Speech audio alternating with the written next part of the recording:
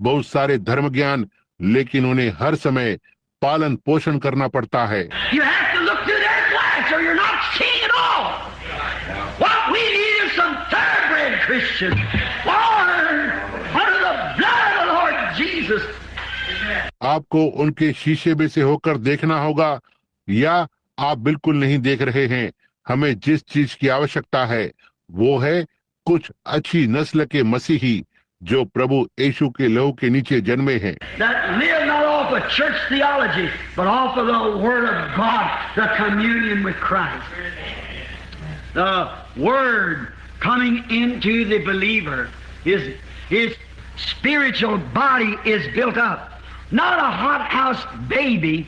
जो कलीसिया के धर्म ज्ञान से नहीं जीते हैं, लेकिन परमेश्वर के वचन से मसीह के साथ वार्तालाप में वचन विश्वासी के अंदर आ रहा है, उसकी आत्मिक देह मजबूत है, ना ही एक कांच के बड़े घर के पलने वाले। A certain minister said today, I heard him, he said that on a broadcast, he said that when he come into the country, he had a great sinus trouble, and they were talking of an operation.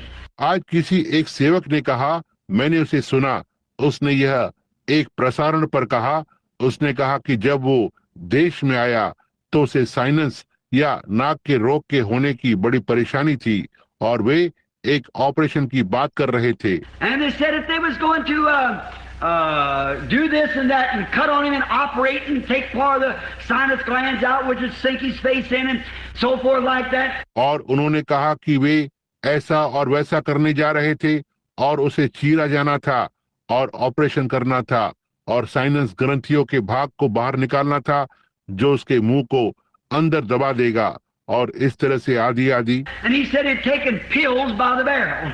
Looked like there were so many pills he had to take. But when he come to a good Christian doctor, the doctor said, और उसने कहा कि उसने डब्बा भर भर के गोलियां ली थी, ऐसा लगता था कि वहां बहुत सारी दवाई की गोलियां थी जो उसे लेनी थी, लेकिन जब वो एक अच्छे मसीही डॉक्टर के पास आया तो डॉक्टर ने कहा, let's forget the pills and let's forget the operation and let's build up the body so it can resist the sinus. Amen. That's it. Praise God. आओ गोलियों को भूल जाएं और ऑपरेशन को भूल जाएं और आओ शरीर को मजबूत करें ताकि यह साइनस के उस रोग को रोक सके। ऐसा ही है। What's the matter that people don't live as long as you used to? We have to take a shot for this and a shot for that and spraying ourselves over with all kinds of medicines.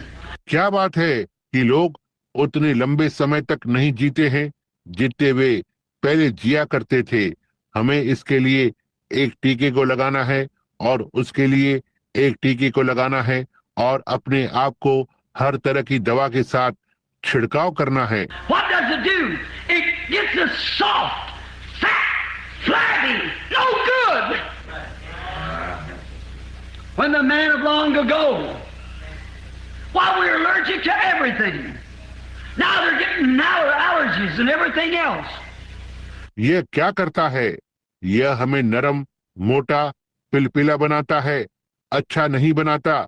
जब बहुत पहले का मनुष्य, क्यों हमें हर एक चीज से एलर्जी है, अब उन्हें एलर्जी और बाकी की हर एक चीज हो रही है। I stood in Africa, couldn't take a shot from malaria, but a malaria mosquito would light on my hand. I had malaria. They don't buzz, and you don't know hardly. मैं Africa में खड़ा हुआ हूँ, malaria के लिए एक भी टीका नहीं ले सकता, लेकिन एक मलेरिया का मच्छर मेरे हाथ पर धीरे से आएगा, मुझे मलेरिया होगा। वे भिनभिनाते नहीं हैं और आपको शायद मालूम भी नहीं पड़ता है। The light they just light on, that's it, you've had it. If you live, you'll have for 15 years, and then sometimes you die with it. वे आकर बैठते हैं, वे बस आकर बैठ जाते हैं, बस इतना ही आपको यह हो जाता है। यदि आप जीवित रहते हैं तो आपको यह 15 वर्षों तक बना रहेगा और फिर कभी तो आप इससे मर जाते हैं। And there was those natives in their little huts with mosquitoes all over their legs.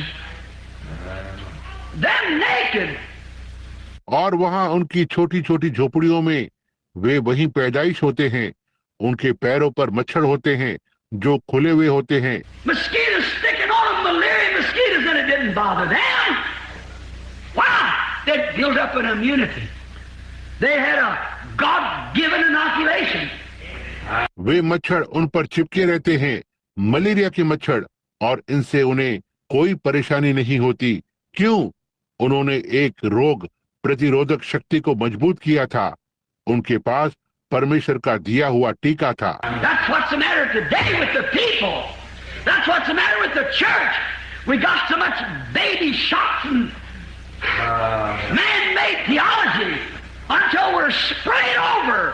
और यही आज लोगों के साथ मामला है, कलीसिया के साथ यही मामला है।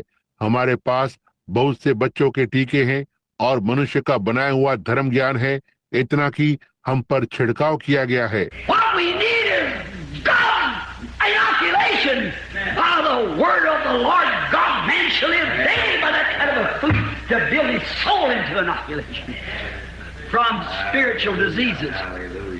हमें जिस चीज की आवश्यकता है वो है प्रभु परमेश्वर के वचन के द्वारा परमेश्वर के टीकाकरण की।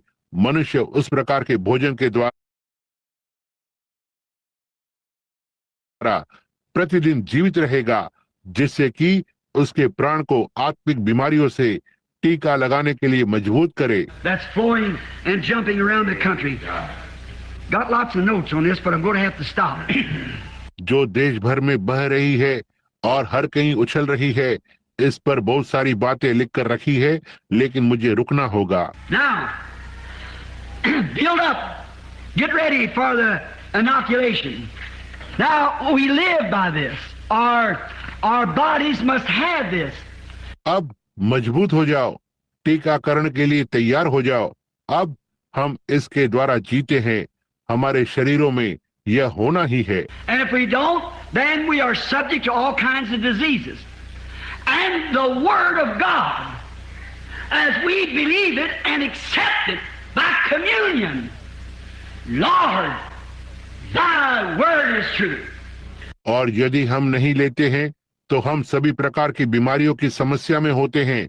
और परमेश्वर का वचन, जैसा कि हम इसका विश्वास करते हैं और इसे प्रभु भोज के द्वारा स्वीकार करते हैं, प्रभु तेरा वचन सत्य है। My church says you don't have to be born again. They say shaking hands is born again. They say sprinkling. They say all these other things. That's